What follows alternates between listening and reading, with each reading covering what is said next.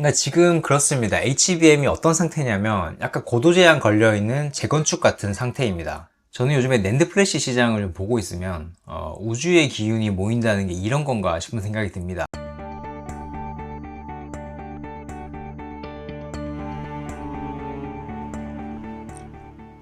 안녕하세요. 한 주간의 테크 이슈를 정리해드리는 안석현의 테크나들이 9월 넷째 주 시간 시작하겠습니다.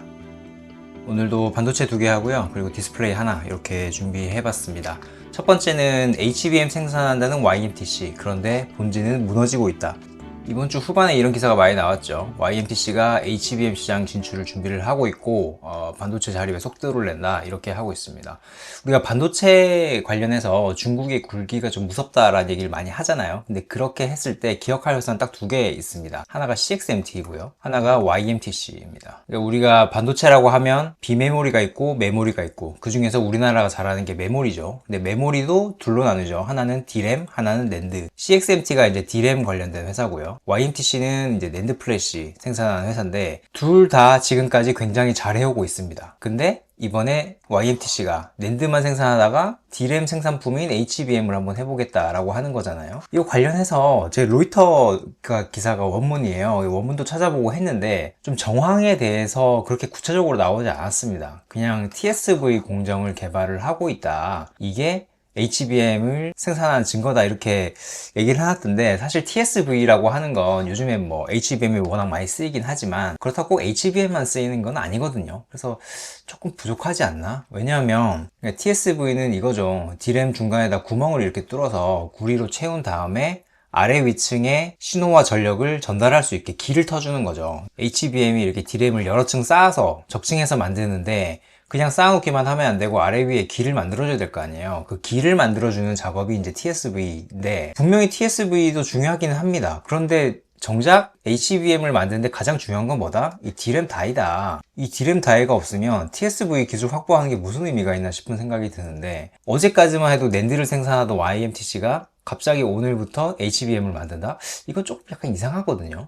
아니면 뭐 그렇게는 생각해 볼 수가 있겠습니다. 그러니까 CXMT가 요즘에 HBM 생산한다고 되게 바쁘잖아요. 근데 하고는 있는데 그렇게 잘하고 있지는 못합니다. 그러니까 수율이 아직 높거나 뭐 이런 수준은 아니라고 하던데, 그래 그러면 CXMT 혼자한테 맡겨두는 건 좀 불안하니 YMTC 너가 한번 같이 해봐라, 뭐 이런 차원에서 혹시나 추진을 하고 있는 건가, 그런 생각은 듭니다. 왜냐하면 요즘에 YMTC가 좀 이슈가 있습니다. 어떤 이슈가 있느냐, 그동안에 굉장히 잘해왔던 낸드 플래시 점유율이 하락하고 있어요. 제가 뭐 털리고 있다 이렇게 써놨는데, 뭐 그렇게 생각할 수도 있습니다. 뭐 점유율 왔다 갔다 하는 거야, 이거라 삼성도 왔다 갔다 하는데 이게 무슨 상관이냐 라고 하겠지만, YMTC는 여기 이 제일 밑에 노란 거 위에 있는 요 색깔이거든요. 보시면 2020년도에 시장에 등장한 이후로 한 번도 점유율이 유의미하게 꺾인 적이 없습니다. 그런데 올해 2분기 들어서 1분기에 한 6%, 7% 정도 피크를 치고 한번 꺾였어요. 5%로 꺾였습니다. 이게 이번에 세미 회원사의 날 최정동 박사님, 테크인사이츠의 최정동 박사님께서 이제 발표를 하셨는데, 시장에 YMTC라는 회사가 등장한 이래 처음으로 유의미하게 꺾였다. 참 이상하죠. 왜냐하면 이 회사는 그동안에 정부 보조금도 무지하게 많이 받고, 심지어 기술적으로도 삼성이나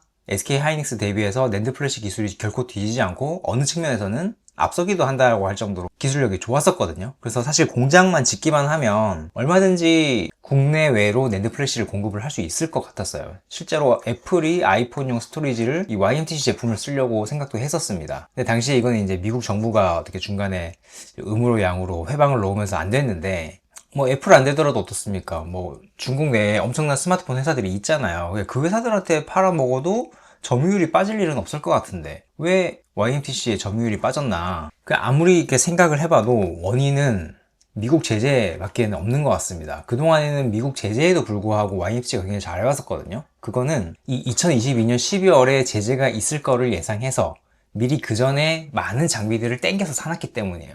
그러니까 이제 제재를 받으면 수입을 못할 수도 있으니 미리 좀 장비를 많이 발주해 놓자. 그래가지고 미국, 일본, 우리나라 장비 회사들한테 굉장히 반도체 장비를 많이 사놨습니다. 그걸 통해서 지금까지는 23, 24, 25 이렇게 돌려왔는데, 이제 그게 좀 한계에 부닥쳤다는 거죠. 그러면 낸드 플래시를 생산함에 있어서 도대체 어떤 장비를 수입을 못했길래 지금 제재 효과가 나타나고 있느냐? 낸드 플래시를 이제 전자현미경 이미지를 보시면 여기 엄청난 고층 빌딩처럼 되어 있죠. 중간에 이제 이렇게 길게 뚫려 있는 요 모습을 보실 수가 있는데, 이게 이제 전극이 들어가는 길입니다. 길. 이게 채널 홀이라고 하는데, 이거를 뚫을 때 몇십 층을 한 번에 쭉 뚫거든요. 애처로 드라이애처로 한 번에 쭉 뚫는데, 이거를 잘하는 회사가 미국에 있는 램 리서치하고요, 그리고 일본에 있는 도쿄 일렉트론, 이 두 개 회사가 사실상 글로벌 시장을 과점을 하고 있습니다. 그래서 낸드 플래시 기술이라는 것도 계속 단수가 올라가고 여러 기술들이 들어가기 때문에 계속 보완 투자를 해줘야 이제 신기술들을 따라잡을 수 있는 거거든요. 근데 2022년 12월 이후로 지금 신규 장비를 못 받고 있는 거 아니에요. 그래서 아마 YMTC의 점유율이 이제는 더 이상 성장하지 못하는 거 아니겠느냐, 이런 시각이 하나 있고요.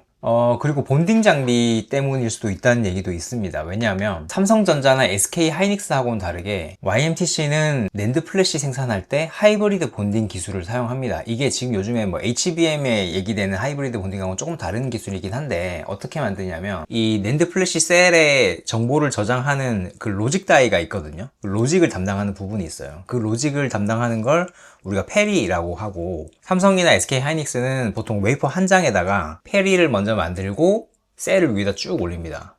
그러니까 한 웨이퍼 위에서 올리는 거죠. 근데 YMTC는 어떻게 하냐면 로직부를 요 위에다가 만들고요, 셀 부분을 요 아래쪽에다 만들어서 그 두 장의 웨이퍼에 따로따로 만드는 거죠. 그런 다음에 여기 중간에 하나를 붙입니다. 여기 지금 빨간색으로 표시되어 있는 부분이 위층과 아래층이 붙는 계면이거든요. 요 붙일 때 이제 하이브리드 본딩 기술을 쓰고, 뭐 정확하게는 웨이퍼 투 웨이퍼 본딩입니다. 웨이퍼와 웨이퍼를 붙인 다음에 자르는 거예요. 잘라 놓은 셀을 갖다 붙이는 게 아니고 웨이퍼를 붙인 다음에 두 개를 자르는 겁니다. 근데 요 본딩 할 때 쓰는 장비가 오스트리아에 있는 EVG라는 회사, EV그룹이라고도 하고 EVG라고도 합니다. 이 회사가 거의 독점을 하고 있거든요. 오스트리아면 이제 유럽 회사니까 미국 눈치를 또 안 볼 수가 없죠. 그래서 아마 이 장비를 또 수급을 못하는 거 아니겠느냐, 그런 얘기가 또 있습니다. 어쨌든 이때 2022년 12월에 제재 대상에 추가된 이후로 미국 장비 회사뿐만 아니고 웬만한 그 서방 세계 혹은 일본 그 동맹국 쪽들 있잖아요. 미국하고 미국 동맹국들의 장비 회사들은 다 철수를 했습니다. YMTC에서.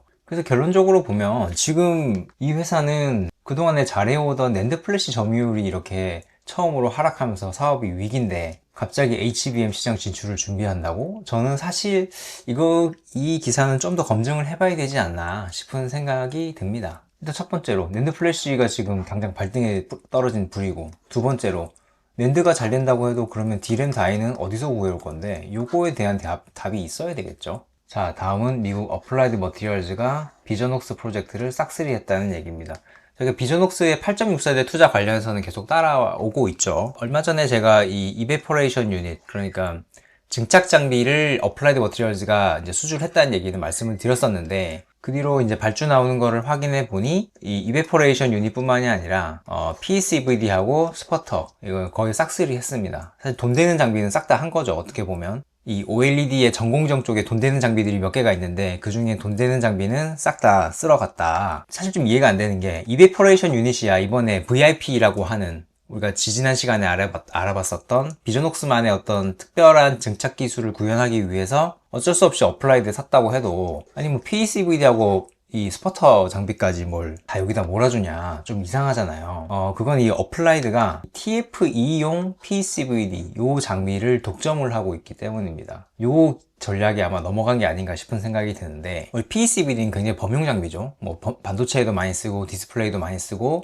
OLED에도 TFT 공정에 쓰기도 하고 TFE 공정에 쓰기도 합니다. 오늘 말씀드리는 건 이제 TFE 공정에 쓰이는 PECVD인데, 우리가 OLED를 만들고 나면 이 OLED가 산소 수분에 취약하기 때문에 위를 덮어준다고 했잖아요. 그걸 이제 봉지막이라고 하고, 그 봉지막을 처음에 무기막 한 번, 무기막 위에 유기막 한 번, 그리고 그 위에 무기막 한 번, 그러니까 무기, 유기, 무기, 무유기 이렇게 적층을 번갈아 가면서 해주면서 산소 수분으로부터 OLED를 보호해 주는데, 이 무기막을 만드는 PECVD를 이제 TFE용 PECVD라고 하고, 요거는 어플라이드 밖에 못합니다. 사실 우리나라에도 PECVD 하는 회사들 많죠. 주성 엔지니어링, 원익 IPS, 이루자, 이런 회사들이 PECVD를 합니다. 그럼에도 불구하고 TFE용은 왜 못하느냐, 기존에 요 세 개 회사들이 하는 TFT용 방막 트랜지스터 쪽에 쓰는 PECVD 같은 경우에는 고온에서 이루어지거든요. 근데 요 TFE용은 저온에서 이루어집니다. 저온에서 하면서도 굉장히 고밀도의 방막을 만들어줘야 돼요. 저온에서 고품질의 막지를 만들려 그러면 굉장히 RF 파워를 올려줘야 되고, 이 RF 파워를 올려주면 부작용으로서 아킹이 생긴다. 이 아킹이 우리가 그 용접할 때 보면은 막 불꽃이 튀잖아요. 그런 불꽃이 튀는 걸 이제 아킹이라고 하는데, RF를 올려주면 아킹 가능성이 높아지기 때문에 결국에는 수율이 좋지 않다.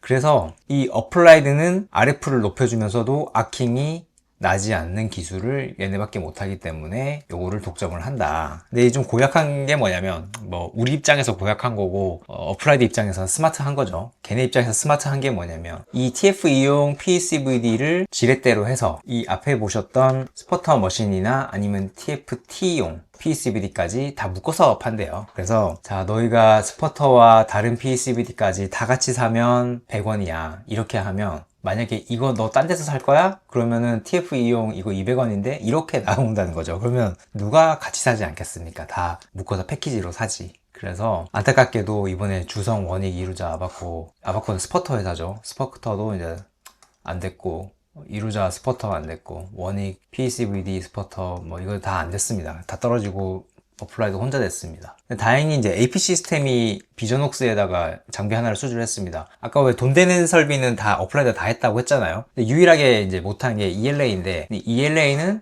이제 AP 시스템이 독점 품목이기 때문에 이제 어플라이드가 넘나들지 못하는 거죠. 오늘 자세하게 설명드리진 않겠습니다. 이 ELA라는 거 하는 게 이 아모포스 실리콘, 그러니까 이 입자 구조가 되게 불규칙한 실리콘을 이 레이저로 한번 쭉 쏴주고 나면 이런 식으로 좀 입자 배열이 아주 고른 폴리실리콘으로 바꿔주는 거거든요. 그러니까 이게 가거름을 바닥에다 쫙 뿌려놓고 그 위에 레이저를 쭉 쏘면 얼음이 녹겠죠. 그런 다음에 그걸 다시 냉장고에 집어넣으면 가거름이 울퉁불퉁했던 게 아주 평평하게 얼겠죠. 이런 식의 어떤, 아주 쉽게 설명하면 그런 식의 설비라는 건데, 요거는 AP 시스템 밖에는 못합니다. 일본에 JSW라는 회사가 하나 있긴 한데 거기는 좀 실력차가 좀 많이 나서 다행히 어쨌든 AP 시스템이 요 설비를 하나 수주를 했다. 요 ELA 장비가 좋은 게 굉장히 유지보수 수요가 많아요. 한번 깔고 나면 공기청정기 마치 필터 갈듯이 굉장히 많은 유지보수를 필요로 합니다. 거기 레이저를 생성하는데 필요한 많은 힛가스들하고 레이저 튜브들이 많이 들어가거든요. 그래서 요거 수주한 거는 굉장히 좋은 소식이라고 생각을 합니다.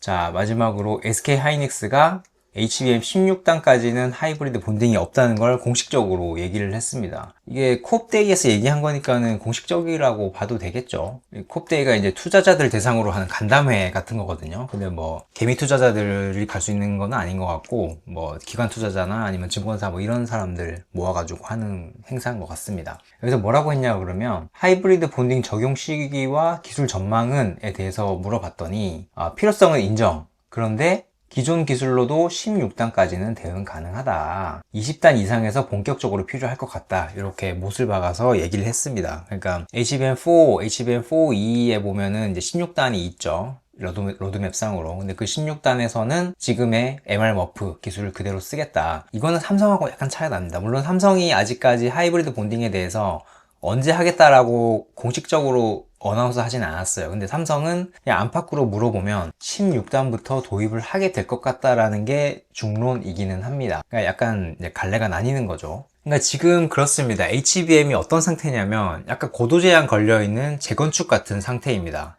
우리 경기도 김포나 아니면 서울 강서구 같은 데 가면 아파트가 고도 제한이 있잖아요. 그래서 어느 일정 이상으로는 아파트 높이가 높아질 수가 없죠. HBM 같은 경우에도 제일 밑에 로직 다이에서부터 코어 다이 제일 윗까지 여기의 높이가 775 마이크로미터로 제한이 되어 있습니다. 단수가 늘어나더라도 더 이상 이거보다 높아질 수는 없게 돼 있어요. 근데 지금 HBM 12단을 만들 때 이 D램 다이의 높이가 37 마이크로미터라고 하거든요. 37 마이크로미터를 12개를 쌓으면 444 마이크로미터입니다. 444 마이크로미터. 37 곱하기 이제 12 하면 그렇다는 얘기죠. 그러면 444니까 이 중간에 좀 버퍼층이 있다고 해도 775를 만족할 수도 있습니다. 근데 이게 만약에 16층으로 올라가잖아요. 16층으로 올라가면 37 곱하기 16 하면은 이게 592거든요.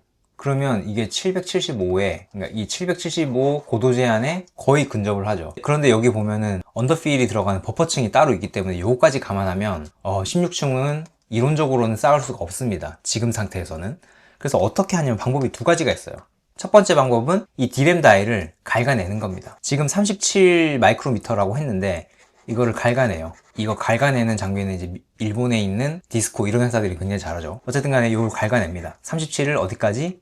20 마이크로미터까지. 20 마이크로미터까지 갉아내면 이걸 16층 쌓아도 320 마이크로미터 밖에 안 되는 거 아니에요? 그럼 775까지 좀 여유가 생기죠? 이건 문제가 뭐냐면 D램을 20 마이크로미터까지 갉아내버리면 이게 머리카락 두께의 5분의 1이 되거든요. 머리카락이 이제 100 마이크로 정도 되니까 얼마나 펄럭이겠어요. 이게 아무리 이게 무기물 덩어리라고 해도 굉장히 펄럭이고 워피지가 생기겠죠. 이 휨이 생기겠죠. 그렇게 되면 나중에 이거를 적층을 해야 될 때 D램 다이가 이렇게 막 이렇게 휘거나 아래로 휜다고 생각해보면 여기 얼라인을 맞추는 게 굉장히 어렵겠죠. 얼라인먼트를 맞추는 게 난이도가 급격하게 올라갈 겁니다. 그래서 이거를 20 마이크로미터로 깎아서 붙이는 게 과연 가능은 한가 그런 생각이 있는데, 그래서 나오는 게 이제 하이브리드 본딩이죠. 하이브리드 본딩은 아까 앞에 여기서 보셨던 요 칸초 같이 생긴 거 있죠. 요 칸초 같이 생긴 마이크로 범프가 없습니다. 그냥 TSV하고 TSV를 요 바깥에서 그냥 구리 패드 만들어 가지고 그대로 갖다 붙이는 거죠. 그래서 우리가 하이브리드 본딩을 보통 다이렉트 본딩 바로 갖다 붙인다 그래서 다이렉트 본딩이라고 하거나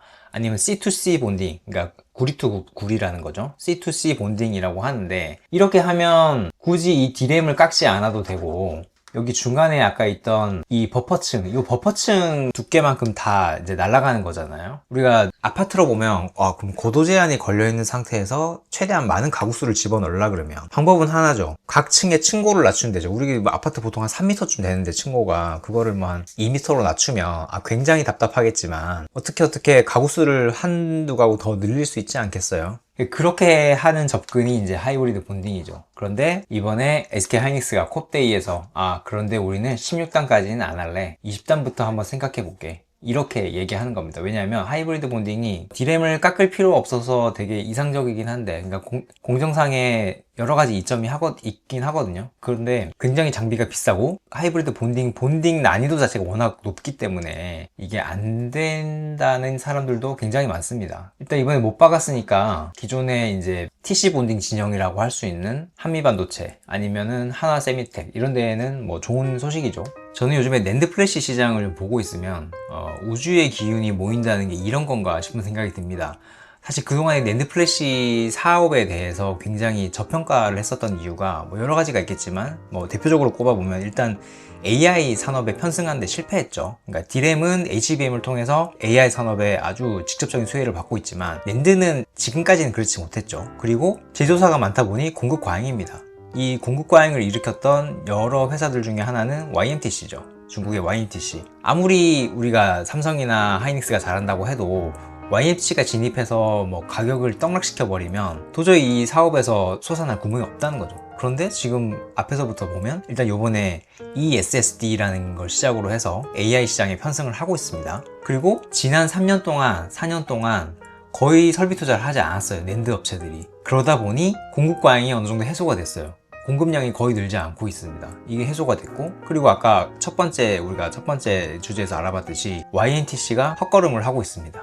이게 굉장히 어떻게 보면 낸드 시장을 저평가하는 아주 결정적인 요인 중에 하나였는데, YMTC가 만약에 나가 떨어진다? 그러면 다시 낸드 시장을 보는 눈이 완전히 달라질 겁니다. 사실상 답이 없는 상태였는데 세 개의 변수가 갑자기 다시 업턴으로 돌아서는 원인이 되는, 신기하죠? 이런 일이 또 있더라고요. 오래 두고 볼 일입니다. 네. 자, 오늘 준비한 소식은 여기까지고요. 저는 다음 주에 더 유익한 소식으로 찾아뵙겠습니다. 감사합니다.